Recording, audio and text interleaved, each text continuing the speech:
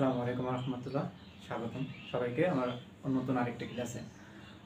আজকে আমরা যে অধ্যায়টা নিয়ে আলোচনা করবো সেটা হচ্ছে যে গতি ও গতির সমীকরণ। এটা অত্যন্ত গুরুত্বপূর্ণ একটা অধ্যায় এবং আমাদের আজকের ক্লাস হচ্ছে সম্পূর্ণ বেসিক ক্লাস।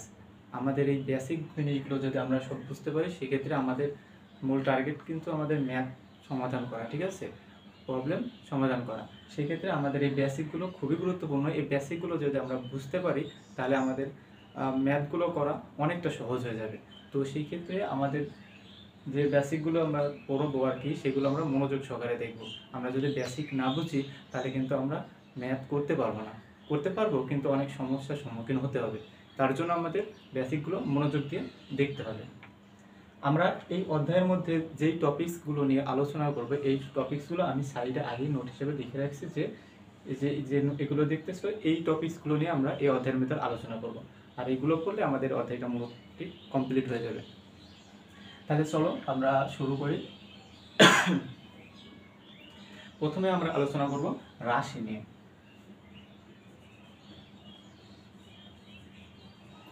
রাশি রাশি রাশি কি? রাশিটা কি? আমরা প্রথমে আগে দেখতে হবে রাশিটা কি। রাশিটা হচ্ছে রাশি যদি সংজ্ঞা দিতে দেওয়া যে রাশি কি, তাহলে বলতে পারি যে এই বস্তু জগতে বা বস্তু জগতে যা কিছু পরিমাপ করা যায় তাই কি রাশি, মানে যেটাই পরিমাপ করা যাবে সেটা কি রাশি, ঠিক আছে। তাহলে আমরা সংজ্ঞা হিসেবে যদি লিখতে চাই তাহলে লিখতে পারি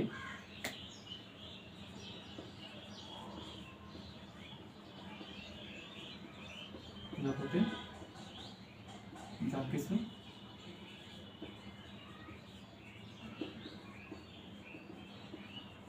পরিমাপ করা যায় তাই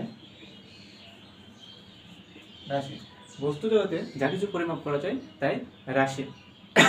এখন রাশির উদাহরণ হিসেবে কি কি নিতে পারি? উদাহরণ হিসেবে রাশি নিতে পারি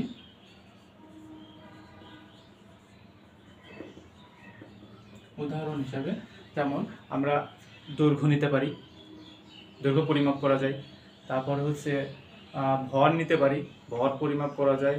সময় নিতে পারি, সময়ও দেখে পরিমাপ করা যায় কয়টা বাজে। তারপর ওজন নিতে পারি। তাহলে আমরা কি কি লিখতে পারি যে উদাহরণ হিসাবে দৈর্ঘ্য, ভর, সময়, ওজন এবং ইত্যাদি ইত্যাদি, এমন অনেক কিছু থাকতে পারে। তাহলে রাশি কি? আমরা রাশি দেখলাম যে বস্তু জগতে যা কিছু পরিমাপ করা যায় তাই কি রাশি, এবং উদাহরণও দেখলাম। এখন আমাদের রাশির কয়েক প্রকারভেদ আছে, আমরা সেগুলো নিয়ে আলোচনা করব। রাশি কয়েক প্রকার হতে পারে, যেমন উৎপত্তি অনুসারে রাশি কয়েক প্রকার? দুই প্রকার।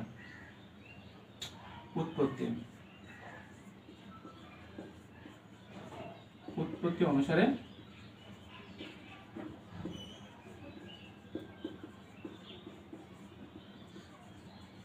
রাশি দুই প্রকার। উৎপত্তি অনুসারে রাশি দুই প্রকার কি কি দেখি আমরা। এক, উৎপত্তি অনুসারে রাশি দুই প্রকার। এক হচ্ছে আমার মৌলিক রাশি। তাহলে দুই নম্বরটা কি হবে? এক হচ্ছে মৌলিক রাশি, দুই নম্বরটা হচ্ছে যৌগিক রাশি। তাহলে আমরা লিখি এক নম্বরটা কি মৌলিক রাশি, দুই নম্বরটা কি যৌগিক রাশি। এই যে যৌগিক রাশি, এই যৌগিক রাশিকে কিন্তু আরেকটা নামে লেখা যায়, সেটা হচ্ছে কি যৌগিক রাশি বা লব্ধ রাশি। লব্ধ রাশি, ঠিক আছে। মৌলিক রাশি এবং যৌগিক রাশি, উৎপত্তি অনুসারে রাশি আছে দুই প্রকার। এখন মৌলিক রাশিটা কি, তাই না? প্রশ্ন এখন আসছে যে মৌলিক রাশিটা কি। চলো আমরা দেখি মৌলিক রাশিটা কি। এক নম্বর, মৌলিক রাশি। মৌলিক রাশিটা কি? যে সকল রাশি অন্য কোনো রাশির উপর নির্ভর করে না, বরং অন্যান্য রাশি তাদের উপর নির্ভর করে, তাই কি মৌলিক রাশি। মৌলিক মানে কি? যে সকল রাশি অন্য কোনো রাশির উপর নির্ভর করে না, বরং অন্যান্য রাশিগুলোই তাদের উপর নির্ভর করে, সেগুলো কি মৌলিক রাশি। তোমরা সংখ্যাটা লিখে নিও। মৌলিক রাশির সংখ্যাটা কি? যে সকল রাশি অন্য কোনো রাশির উপর নির্ভর করে না বরং অন্যান্য রাশি তাদের উপর নির্ভর করে সেগুলো কি মৌলিক রাশি। আচ্ছা, তাহলে মৌলিক রাশি কি কি হতে পারে, কারোর কি এখন আইডিয়া আছে? মৌলিক রাশি যেমন যেমন মৌলিক রাশি যদি নিয়ে, যেমন দৈর্ঘ্য হতে পারে, ভর হতে পারে, তারপর সময় হতে পারে, তাপমাত্রা হতে পারে। যেমন তাহলে কি হচ্ছে, দৈর্ঘ্য, ভর, সময়, তাপমাত্রা ইত্যাদি। তাহলে মৌলিক রাশি কি, সংজ্ঞা তো তোমরা মুখে বলছি, তোমরা লিখে নিও। যে সকল রাশি অন্য কোনো রাশির উপর নির্ভর করে না বরং অন্যান্য রাশি তাদের উপর নির্ভর করে সেগুলো কি মৌলিক রাশি। তাহলে মৌলিক রাশির উদাহরণ হিসেবে আমরা নিতে পারি দৈর্ঘ্য, ভর, সময়, তাপমাত্রা ইত্যাদি থাকতে পারে, তাই না? আচ্ছা, এখানে তোমরা আরেকটা জিনিস সাইড নোট হিসাবে লিখে নিতে পারো যে মৌলিক রাশি কয়টা? 7টা। মৌলিক রাশি কয়টা? 7টা। এখানে তোমরা নোট হিসাবে লিখে নিতে পারো।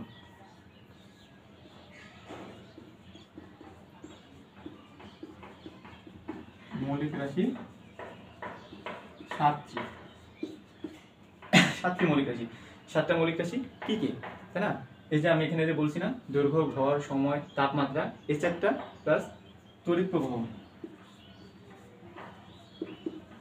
তড়িৎ প্রবাহ, দীপন তীব্রতা,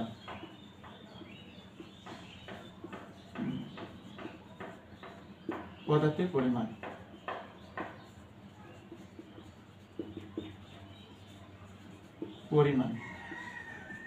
ঠিক আছে? এই যে এই 4টা আর এই 3টা মিলে টোটালি 7টা। তাহলে মৌলিক রাশি কয়টা? 7টা। দৈর্ঘ্য, ভর, সময়, তাপমাত্রা, তড়িৎ প্রবাহ, দীপন তীব্রতা। এবার তাহলে আমার কি আছে? যৌগিক রাশি বা লব্ধ রাশি। 2 নম্বর কি?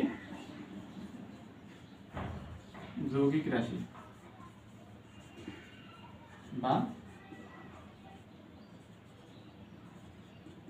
লব্ধ রাশি, ঠিক আছে? তাহলে 2 নম্বরটা আমার কি?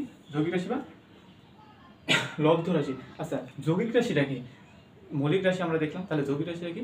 যে সকল রাশি মৌলিক রাশি থেকে পাওয়া যায়, মানে যে সকল রাশি মৌলিক রাশির উপর নির্ভর করে তাই কি যৌগিক রাশি। তাহলে যৌগিক রাশিটা কি? যে সকল রাশি মৌলিক রাশির উপর নির্ভর করে তাদেরকে যৌগিক রাশি বলে। যদি আমরা সংজ্ঞা দিই, তোমরা সংজ্ঞা তাহলে লিখে নিতে পারো। যে সকল রাশি মৌলিক রাশির উপর নির্ভর করে তাই কি যৌগিক রাশি। তাহলে যৌগিক রাশির উদাহরণ হিসেবে আমরা কোনগুলো নিতে পারি? যেমন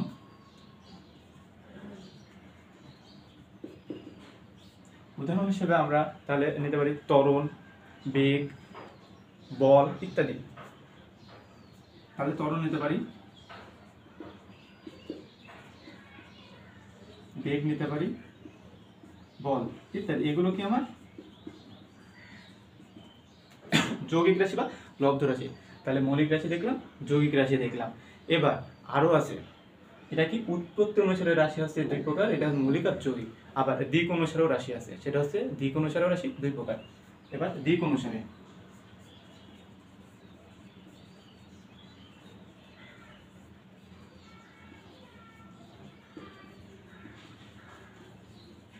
দিক অনুসারে রাশি 2 প্রকার। দিক অনুসারে রাশি কয় প্রকার? 2 প্রকার। কি কি? দিক অনুসারে রাশি কয় প্রকার? 2 প্রকার। সেটা কি কি? চলো আমরা দেখি। 1 স্কেলার রাশি। স্কেলারকে আবার আরেক ভাবে ডাকা হয়, সেটা হচ্ছে কি অদিক রাশি। স্কেলারকে আবার অদিক রাশি হিসেবে বলা হয়।